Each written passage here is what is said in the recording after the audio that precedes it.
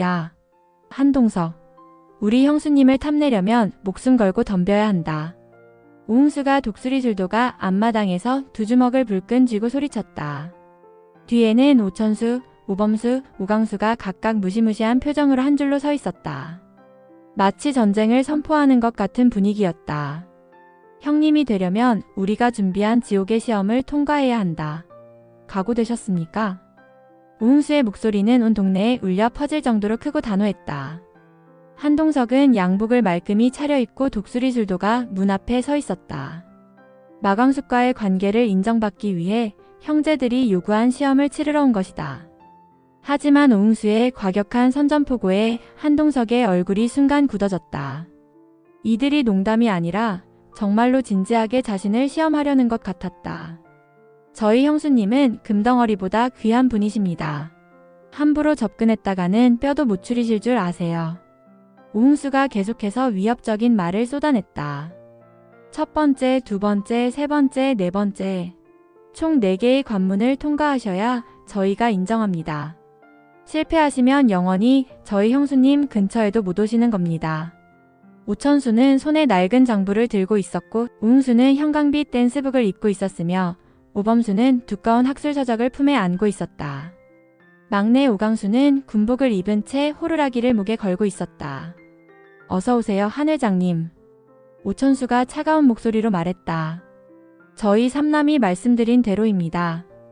저희가 준비한 시험은 총 4단계입니다. 각자 자신의 분야에서 한 회장님을 철저히 테스트해 보겠습니다. 한 번이라도 실패하시면 즉시 퇴장이십니다. 한동석은 당황했지만 침착함을 유지하려 했었다. 호텔 사업으로 단련된 그의 경험상 어떤 상황에서든 품위를 잃지 않는 것이 중요했다. 하지만 속으로는 이들이 과연 어떤 시험을 준비했을지 궁금증과 긴장감이 교차했다. 첫 번째 시험은 저 오천수가 담당하겠습니다. 오천수는 장부를 펼치며 말했다. 한 회장님, 술도가 운영에 대해 얼마나 이해하고 계시는지 확인해 보겠습니다. 이 장부를 보시고 지난 3개월간 매출이 떨어진 이유를 분석해 보세요. 한동석은 장부를 받아들고 꼼꼼히 살펴보기 시작했다. 숫자들 사이에서 패턴을 찾아내는 것은 호텔 경영에서 늘 해온 일이었다. 그는 장부의 세부 항목들을 분석하면서 원가, 상승, 인건비 증가, 그리고 계절적 요인들을 종합적으로 검토했다. 원재료비가 20% 상승했지만 판매 가격은 그대로 유지되어 있네요. 게다가 여름철 성수기 마케팅이 부족했던 것 같습니다.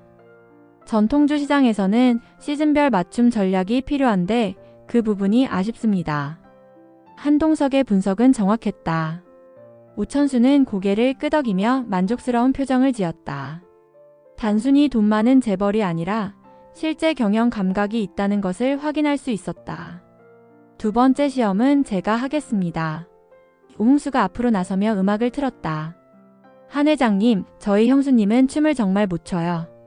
형수님과 함께 춤을 출 수 있는 남자인지 확인해 보겠습니다. 이 음악에 맞춰 15초만 춤춰보세요. 한동석의 얼굴이 붉어졌다. 평소 클래식 음악이나 와인 시음회 같은 고급 문화에는 익숙했지만 대중적인 댄스는 완전히 다른 영역이었다. 하지만 마광숙을 위해서라면 못할 것도 없었다. 한동석은 어색하게 몸을 움직이기 시작했다. 처음에는 뻣뻣하고 부자연스러웠지만 점차 음악에 몸을 맡기려 노력했다. 오흥수가 옆에서 간단한 동작을 가르쳐주자 한동석은 놀라울 정도로 빠르게 따라했다. 와, 센스가 있으시네요. 오흥수는 박수를 치며 감탄했다. 처음에는 로봇 같았는데 금세 나아지셨어요. 형수님과 함께 춤출 날이 기대되네요. 한동석은 숨을 고르며 안도의 표정을 지었다. 생각보다 어렵지 않았고 오히려 즐거웠다. 세 번째 시험 차례가 되자 오범수가 나섰다. 한 회장님, 저는 학문적 토론을 준비했습니다. 하지만 딱딱한 이론보다는 실생활과 관련된 질문을 하겠습니다. 만약 형수님이 술도가 일로 너무 힘들어한다면 어떻게 하시겠습니까? 한동석은 잠시 생각에 잠겼다. 이 질문에는 함정이 있었다. 마광숙의 독립성을 존중하면서도 자신의 사랑을 표현해야 하는 미묘한 균형이 필요했다. 마광숙 씨의 선택을 존중하겠습니다.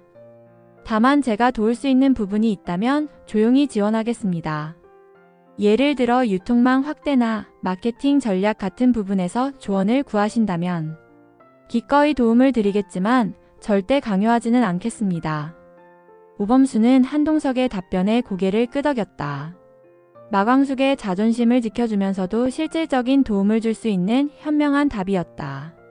마지막으로 오광수가 나섰다. 저는 체력 테스트를 준비했습니다. 하지만 무리한 운동보다는. 오광수는 잠시 멈춘 뒤 미소를 지었다. 형수님을 업고 술도가 한 바퀴 도는 게 어떨까요? 결혼하면 형수님을 지켜드릴 체력이 있는지 확인하고 싶습니다. 한동석은 당황했지만 마광숙을 불러달라고 요청했다.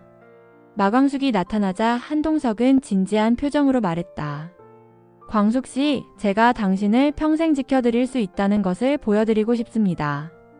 마광숙은 얼굴이 빨갛게 달아올랐지만 한동석의 등에 올라탔다. 한동석은 생각보다 가볍게 마광숙을 업고 술도가 마당을 천천히 걸었다. 그의 걸음은 흔들리지 않았고 마광숙을 안전하게 지켜주었다. 형수님 무섭지 않으세요? 오광수가 물었다. 마광숙은 한동석의 어깨에 얼굴을 기대며 대답했다. 전혀 무섭지 않아요. 오히려 안전한 것 같아요. 오형제들은 서로의 얼굴을 바라보며 고개를 끄덕였다. 한동석이 단순히 돈 많은 재벌이 아니라 진정으로 마광숙을 사랑하고 보살필 수 있는 사람이라는 것을 확인했다. 축하드립니다, 한 회장님. 오천수가 대표로 말했다. 저희 네 형제 모두 인정합니다. 앞으로 형님이라고 부르겠습니다. 한동석은 감격스러운 표정으로 오형제들을 바라보았다. 마광숙을 내려놓은 뒤 깊게 인사했다. 고맙습니다. 저도 정말 좋은 동생들을 얻게 되어 행복합니다. 그런데 이때 갑자기 독고타기 술도가 문 앞에 나타났다. 그의 손에는 스마트폰이 들려 있었고 얼굴에는 승리의 미소가 번지고 있었다. 한동석, 마광숙, 너희들 축제는 이제 끝이야. 독고타기 스마트폰을 휘두르며 소리쳤다. 이게 뭔지 아나? 마광숙이 내 사무실에서 나오는 영상이야. 뉴스에서 지금 당장 방송하고 있어. 모든 사람들의 얼굴이 창백해졌다. 독고탁은 계속해서 말했다. 마광숙과 나 독고탁이 은밀하게 거래하는 모습이 담겨있지. 이제 온 동네가 다 알게 될 거야. 마광숙이 어떤 여자인지 말이야. 마광숙은 다리에 힘이 빠져 주저앉을 뻔했지만 한동석이 재빨리 그녀를 붙잡았다. 오형제들도 믿을 수 없다는 표정으로 독고탁을 바라보았다. 마광숙은 잠깐만요, 독고 사장님. 한동석이 차분한 목소리로 말했다. 그 영상이 진짜라면 내용을 확인해 볼 수 있을까요? 독고탁은 자신만만하게 대답했다. 물론이지. 보라고. 하지만 한동석이 영상을 자세히 보더니 갑자기 미소를 지었다. 독고 사장님, 이 영상 조작된 거 아닙니까? 시간 표시도 이상하고 음성도 부자연스럽네요. 독고탁의 얼굴이 굳어졌다. 사실 그는 가짜 영상을 만들어서 마광숙을 곤란하게 만들려고 했던 것이다. 뭐야? 조작이라니? 한동석은 독고탁을 똑바로 바라보며 말했다. 제가 호텔 사업을 하면서 이런 조작 영상은 많이 봤습니다. 법정에서도 통하지 않을 조악한 수준이군요. 독고탁은 당황해서 뒷걸음질 쳤다. 자신의 계략이 들통났다는 것을 알 수 있었다. 마광숙이 나서서 독고탁에게 말했다. 독고 사장님, 이제 그만하세요. 이런 식으로 저를 괴롭히는 거 정말 지겨워요.